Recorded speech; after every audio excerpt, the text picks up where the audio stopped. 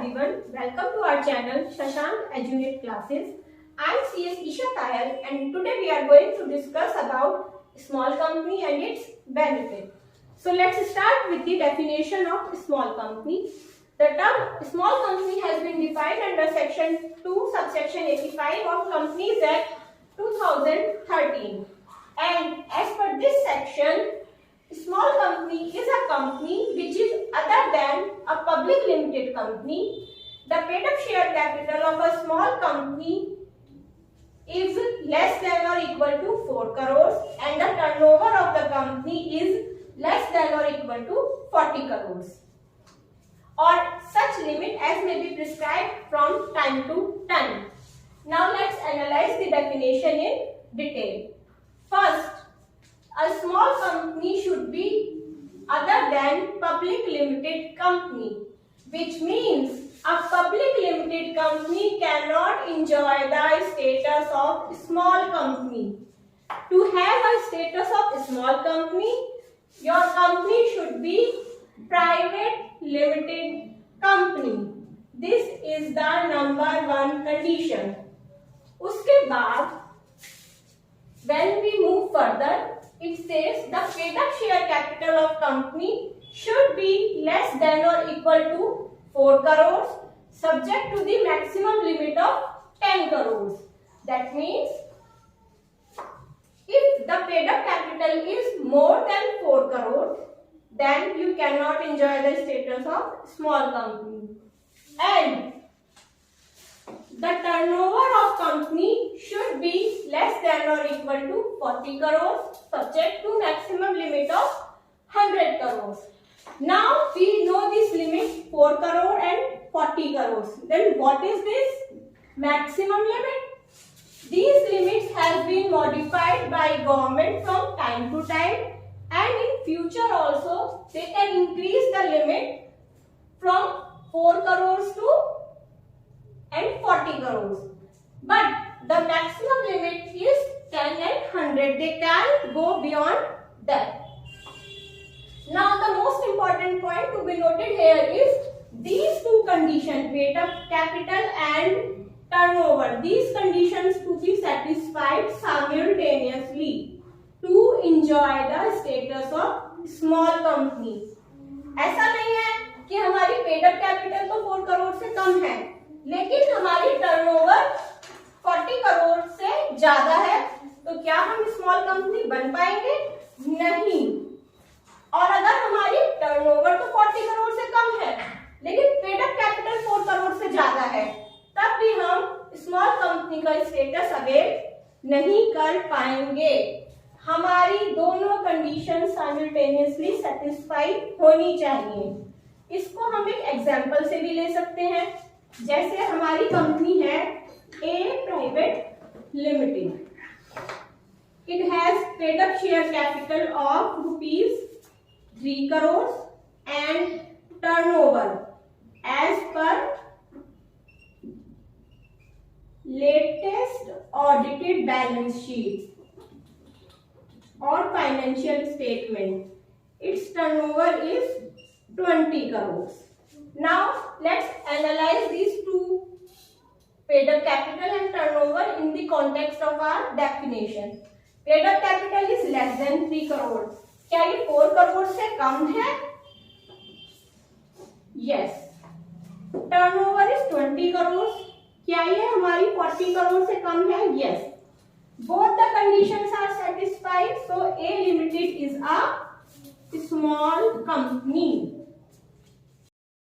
Now let's take another example. There is another company, B Private Limited, whose paid up capital is 6 crore and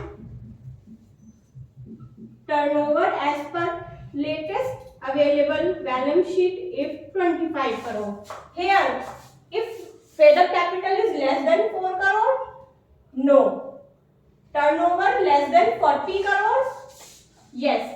Here the company satisfies the turnover criteria, but paid up share capital criteria is not satisfied. So B Limited is not a small company. It's not a small company. Now, there are some exceptions also where the companies, although they satisfy the criteria of paid up capital and turnover, but still they cannot be regarded as small companies. Now let's see what are the exemptions. First,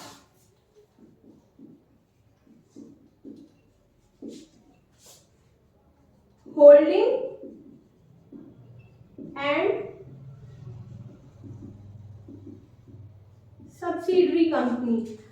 If your company is holding company or subsidiary of another company, then you cannot enjoy the status of small company. Now, second is Section 8 companies. Section 8 companies are the companies which has been incorporated for the purpose of promotion of art, sports, culture and religion. These companies cannot be enjoyed as status of small company.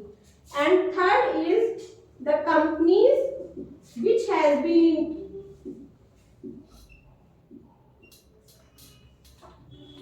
formed under special act of parliament or state legislature.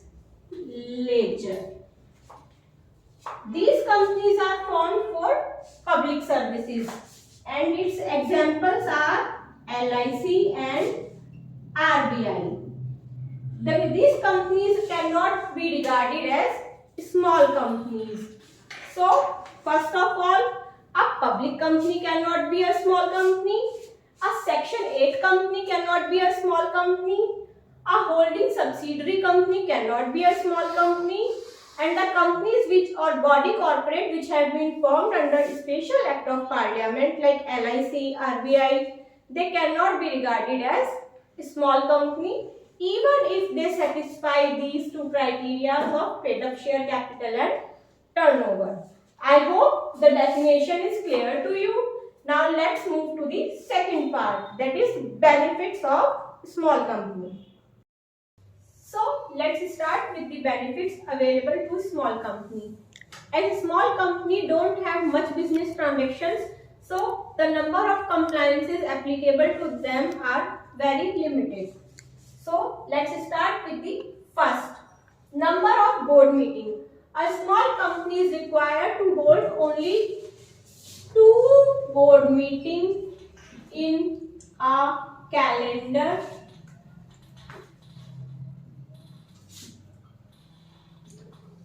year, means 1 in each semester. And minimum gap between 2 meetings should be 90 days. So calendar year means January to December. Here the semester is, first semester is January to June and then July to December. If I have held one meeting in June, say on 30th June, then I can held my second meeting after 90 days. That means after 30th September, but not before that. Second is abridged annual return and its signing. A small company is required to file its annual return in form MGT 7A. It's a very abridged format of annual return. Annual return of small companies required to be signed by company secretary. If there is no company secretary, then by a single director. It need not to be certified by a practicing company secretary or rotation of company's auditor. As per section 139 subsection 2 of Companies Act is provide for rotation of auditor. For individual auditor it's 5 years and for auditors firm it's 10 years. This section or this compliance is not applicable to small company. Fourth is board report. The board report prepared by a small company is very compact, very limited. There are certain disclosures which are to be made as per Rule 8 of Companies Account Rule 2014. It provides for disclosure regarding financial statement, financial performance of company, change in nature of business, change in composition of board of directors, conservation of technology, foreign exchange, earnings, technological absorption, and many more. These disclosures need not to be given by a small company in its board report. Remuneration of director in annual return. In the annual return, a small company is required to disclose only the final amount which has been paid to director as remuneration. Otherwise, all companies are required to give the breakdown of total remuneration paid to its director. Small companies need not to prepare its cash flow statement. 7. Exemption of auditor report. Auditor's report.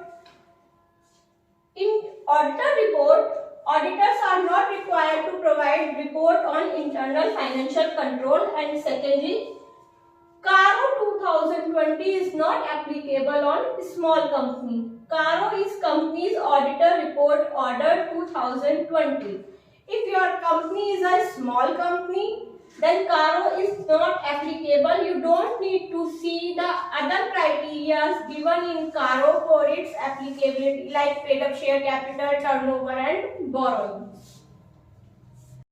And the last benefit is lesser penalties.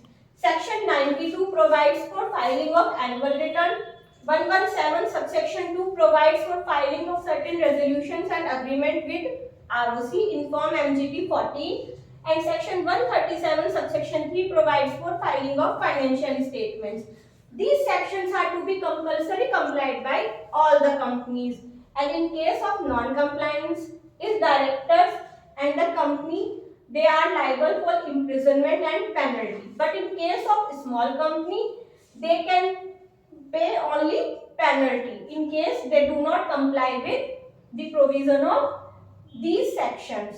So, as we can see, there are a number of benefits which are available to small company as compared to other companies. Hence, most of the companies which do not have more transaction or they do not carry a business on large scale, they prefer a small company rather than a big private company or any other form of company. I hope you find this video relevant. So, keep following our channel for more such videos. Thank you.